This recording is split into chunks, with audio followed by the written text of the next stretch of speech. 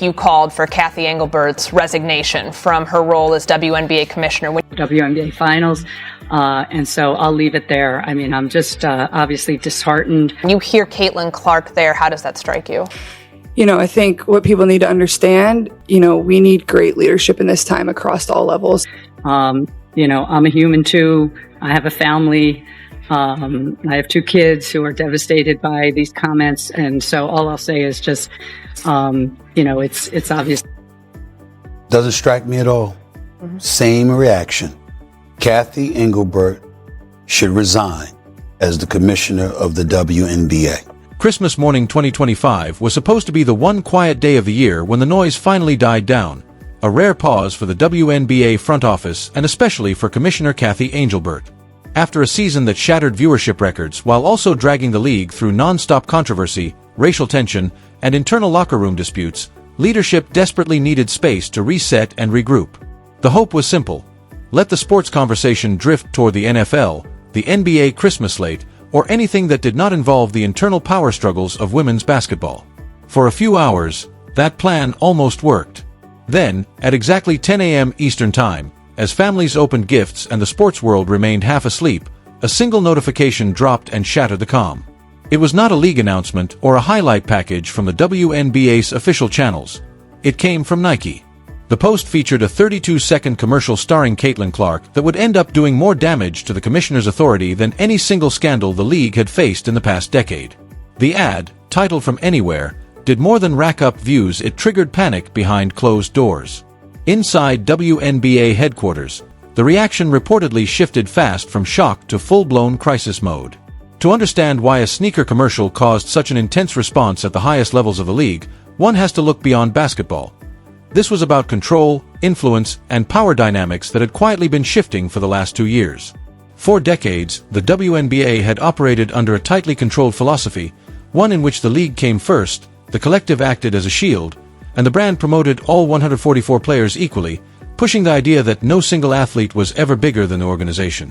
Commissioner Engelbert had long defended this system as a way to maintain stability and avoid chaos, even as the ground beneath it began to crack. Well, let me clarify first, because it's proxy season, right? No CEO, do you just put the base pay in there? You put their bonus, you put their stock options, you put everything. Caitlin has the ability to make up to $500,000 just in WNBA wages this year. So, of course, they're just looking at a base which is collectively bargained. And actually, it's low because she's the number 1 pick. She'll make a little more than that. But she also has millions and millions of dollars of endorsements. She's actually, because she declared to become pro, her endorsements are higher in dollar value.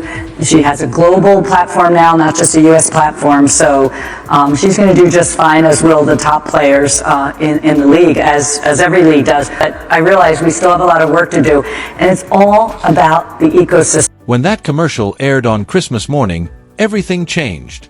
With high-budget cinematography, polished production, and A-list celebrity appearances from Travis Scott and the Kelce brothers, it felt more like a blockbuster trailer than a standard sports advertisement. Its tone was bold, confident, and unapologetic, landing like a direct hit to the league's long-standing philosophy. The message was unmistakable. There was no collective, no equal balance. There was Caitlin Clark, and then everyone else. For a commissioner who had built her reputation on carefully managing the league's ecosystem, watching a single player elevated to near-myth status without league oversight was more than uncomfortable.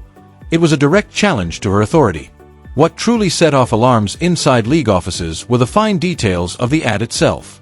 Phone lines reportedly stayed busy between executives throughout the entire holiday, as it became clear this was not a celebration of the WNBA as a whole, nor a highlight reel of league history or team success. In fact, the WNBA logo was barely noticeable, if it appeared at all. The focus remained squarely on Clark, with visuals pushing her personal brand front and center, snow falling on a quiet driveway, shots launched from impossible distances, cultural icons standing nearby as witnesses. The presentation framed her as something bigger than a player, existing beyond the boundaries of the league. Insiders have suggested that Commissioner Cathy Engelbert saw the move as a rogue play. Partnerships with brands like Nike are typically tightly coordinated to ensure the league benefits alongside the athlete, but this time was different. Nike made it clear they were calling their own shot. The unspoken message was blunt: they did not need the league to move product, they only needed Caitlin. For a commissioner, realizing that your biggest star may have outgrown the system built to contain her is not just unsettling, it is a direct threat to control. Caitlin Clark plays in a different lane, and the corporate sponsors know it. What made the situation even more explosive was the timing, which added a level of spite that could not be ignored. To understand the anger brewing inside the front office, one must consider what else was happening in the league at that exact moment. Just weeks before the Nike commercial dropped, the basketball world had been focused on the launch of the new 3-on-3 league, founded by Breanna Stewart and Nafisa Collier. Positioned as the WNBA's long-awaited solution to its off-season problem, this equity-driven league was built by players for players, designed to keep elite talent in the United States while creating new income streams for veterans who had carried the league for years. Commissioner Cathy Engelbert publicly backed the initiative, framing it as a critical piece of the WNBA's long-term growth plan. Behind the scenes, however, there was one priority above all else. They wanted Caitlin Clark involved.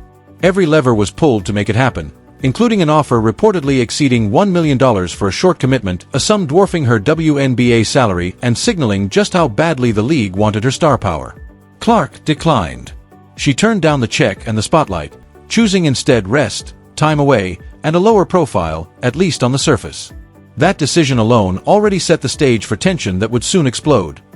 The situation rattled parts of the establishment, but what followed pushed things over the edge. The release of the From Anywhere commercial on Christmas Day landed right as the unrivaled league was trying to build momentum ahead of its January debut, and inside league circles, it felt less like coincidence and more like a calculated strike. When Clark passed on the unrivaled offer, some voices within the old guard suggested she was holding the game back, but that narrative collapsed almost instantly. The numbers spoke for themselves. Within 24 hours, Clark's 32-second Nike ad pulled in 6 times more views than the entire unrivaled roster reveal and launch campaign combined. For the league establishment, it was not just a setback, it was a public power shift they could not spin away. It proved one thing beyond debate. Caitlin Clark did not need the unrivaled league to stay relevant. The unrivaled league needed her. For Commissioner Cathy Engelbert, watching her off-season strategy get overshadowed by a single shoe commercial was a straight-up disaster, reinforcing a harsh truth league leadership had long tried to avoid. Fans are not always loyal to women's basketball as an abstract idea, they are loyal to stars. And in this moment, they were loyal to Caitlin Clark. That shift in attention made the commissioner's job far more difficult, stripping away leverage and complicating the delicate art of managing a league when a single player commands the focus of the entire sport. This situation also exposes a financial embarrassment the league cannot easily explain away. One of the core responsibilities of a commissioner is to present the league as polished, powerful, and aspirational. Cathy Engelbert comes from a deep corporate background. She ran Deloitte and understands balance sheets and optics, which is why the numbers attached to this moment sting so badly. Seeing Clark featured in a commercial that looked like it cost several $1 million to produce, wearing custom gear and sharing space with high-earning music artists and NFL stars, created a brutal contrast. The gap between her personal brand and the league's financial reality became impossible to ignore. The production value of that 32-second ad surpassed what viewers often see during regular season WNBA broadcasts, quietly reminding the audience that Clark earns millions through deals with Nike, Gatorade, and State Farm, while the league she plays for pays her a rookie salary that would not come close to covering the catering bill for that single shoot. The situation quickly became a full-scale public relations nightmare for Commissioner Engelbert, who is simultaneously deep in negotiations over future collective bargaining agreements while trying to sell the idea that the WNBA belongs in the same conversation as other major professional leagues. Every time the Nike ad runs during an NBA broadcast or an NFL playoff game, it quietly undercuts that pitch. The message is clear to anyone watching: the real money is not coming from the league itself. It hands the Players Association a powerful visual argument, raising uncomfortable questions about why players are being asked to settle for so little when the commercial upside is so enormous. The optics are massive, making the league look undercapitalized and leadership appear slow to seize opportunity. Behind the scenes, murmurs suggest team owners have been calling Engelbert, asking why none of this marketing momentum is flowing back into the league. This frustration is not rooted in jealousy, it is about business. The WNBA is being boxed out of the profit stream tied to its most valuable star, while Nike captures the upside. That alone would be damaging, but the most volatile consequences of this ad are unfolding inside locker rooms across the league, where the A'ja Wilson factor enters the picture. Wilson, a 3-time MVP and by most competitive measures the best player in the world right now, is also a Nike athlete who recently had a commercial released under the same brand umbrella. Once Clark's ad went live, side-by-side comparisons flooded social media almost immediately. The contrast became the story. Clark's spot was cinematic, dark, and expensive-looking, while Wilson's was widely labeled minimal, low-energy, and visually flat. That comparison sparked a narrative that spread fast and cut deep. Fans began speculating that Nike was deliberately prioritizing one star while letting another fade into the background, a perception that creates tension the league can barely afford to manage. Whether any of it is actually true does not matter to Commissioner Cathy Engelbert. What matters is perception. The commercial drives a wedge straight down the middle of the league's two biggest stars and their surrounding groups, giving oxygen to long-standing beliefs held by many veteran players that the corporate system is tilted against them, no matter how hard they grind or how many championships they win. She was talking about Cathy Engelbert directly.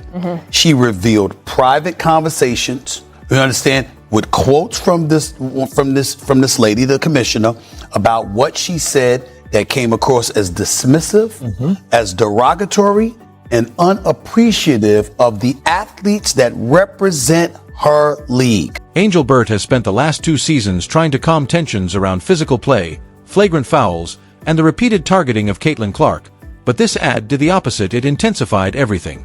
When a rookie is showcased with blockbuster treatment, it is impossible for someone like A'ja Wilson not to feel overlooked, and just as hard for other veterans not to feel dismissed when they see one player receive a full Michael Jordan-style rollout while they are handed stripped-down campaigns. That kind of imbalance breeds resentment, which quickly turns into anger, and anger does not stay off the court. The commissioner understands the risk. If the 2026 season devolves into a revenge-driven atmosphere where veterans feel disrespected and take it out physically on Clark, the product suffers. The game stops being about basketball and starts feeling like ongoing drama, opening the door to injuries, controversies, and constant headlines, all of which eventually land back on the commissioner's desk. And that is before even considering the quiet power move hidden within the commercial itself. Nike's choice of cameos was deliberate, a direct break from how the WNBA has marketed itself for years. Traditionally, league campaigns honor history, bringing in legends like Cheryl Swoops, Lisa Leslie, and Sue Bird to show continuity and respect for the foundation that built the league, a lineage that matters deeply to the gatekeepers of women's basketball. In this case, those figures were absent. There was no symbolic handoff, no acknowledgement of the past. Instead, Clark was surrounded by male cultural powerhouses. Hey, Caitlin, how about from here? Come on, guys. Yeah, she can't make it. No chance. Caitlin, I'm leaving left. You got it.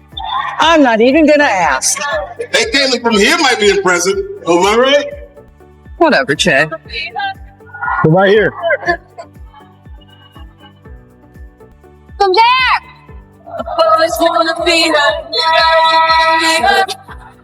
From anywhere.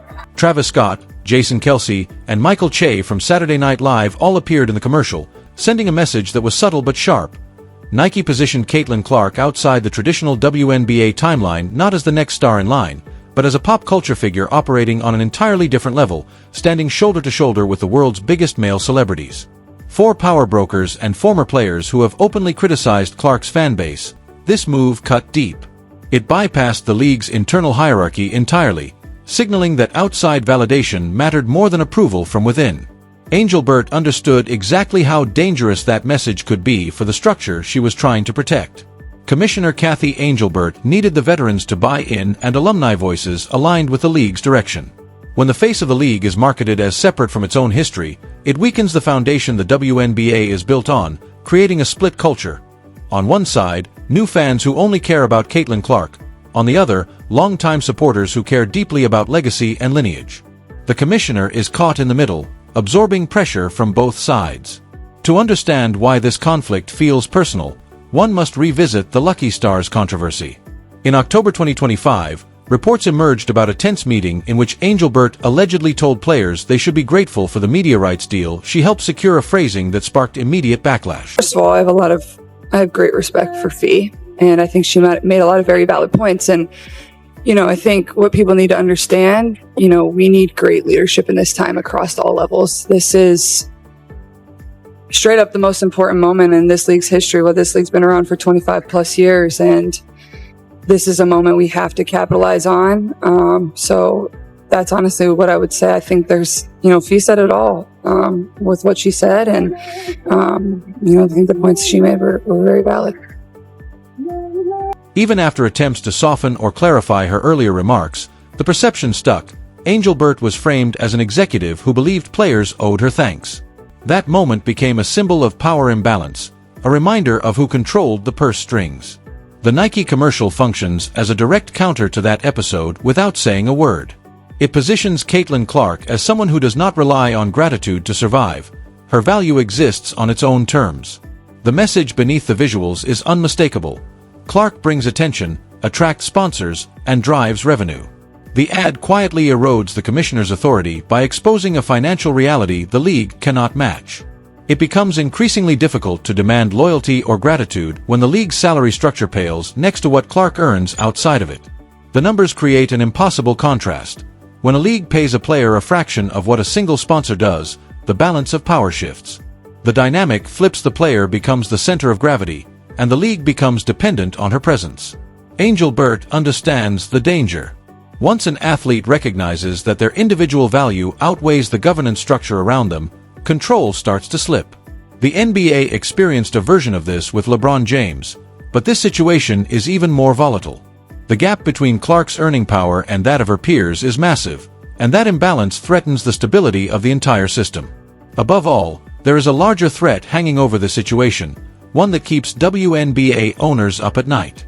For years, the debate centered on whether Caitlin Clark. The question of whether Caitlin Clark was good enough for the league is settled. The scale of this commercial introduces a far more unsettling one. Is the WNBA big enough for Caitlin Clark? The visuals, scope, and from anywhere concept point toward something bigger than domestic basketball. The messaging feels global, expansive, and borderless, an ambition that currently exceeds what the WNBA can realistically offer. Commissioner Cathy Engelbert understands the fragility of the existing collective bargaining agreement.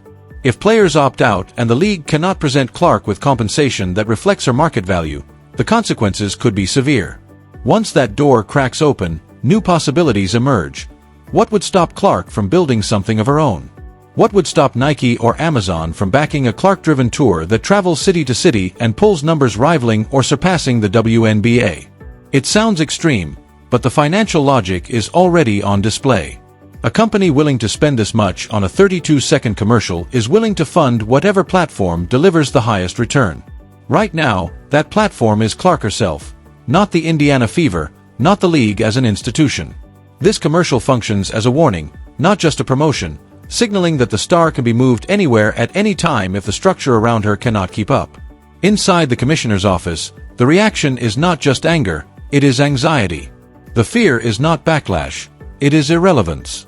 The possibility that the WNBA becomes a stepping stone in Clark's career rather than the destination is a scenario Engelbert cannot ignore. Adding fuel to the fire, the campaign's global implications triggered backlash of its own. The From Anywhere tagline suggested worldwide reach, and the visuals reinforced that idea: snow, distance, and isolation speaking to a universal audience. Online, international fans quickly discovered that merchandise was not available in their countries, and supporters from Brazil, France, Spain, and China flooded comment sections asking why they were excluded. While technically a Nike distribution issue, the fallout spilled onto the league. Engelbert has consistently pushed a vision of global expansion, speaking about teams in Toronto and games in London. When the sport's biggest marketing moment fails to align with that vision, it reflects poorly on the league. The perception becomes damaging. The infrastructure looks unprepared, the coordination looks sloppy, and once again, elite talent appears to be operating ahead of the system meant to support it. As the face of league business, Engelbert absorbs the blame. With the 2026 season approaching, this commercial has already drawn an invisible line that will define everything that follows. This was never just marketing, it was a stress test. The commercial exposed just how fragile the balance has become between individual power and league control, forcing everyone to confront a truth they have been dancing around for years. Caitlin Clark did not force this shift, the market did. The audience did. The money followed. When a single player commands more attention than the structure meant to contain her, the structure has to respond or risk irrelevance. That is the position the league now finds itself in. Commissioner Cathy Engelbert is no longer simply managing growth, she is managing pressure. Every decision from this point forward carries weight, because the league cannot afford another moment where it looks smaller than its own stars. The 2026 season is no longer just about basketball. It is about leverage, identity, and who actually holds the power. This saga is bigger than one ad, one player, or one holiday release. It is a preview of how modern sports operate when influence moves faster than institutions can adapt. The leagues that survive are the ones willing to face that reality head-on. At Courtside Leaks, we break down these moments before they turn into headlines, giving the real context behind the moves, the money, and the motives. No narratives handed to you, just the information they hope you miss. Every angle covered, every leak, every backstage twist, every moment they won't show you. Hit like, subscribe, drop a comment, and share this video. Stay locked in with Courtside Leaks, your home for the truth behind the WNBA headlines.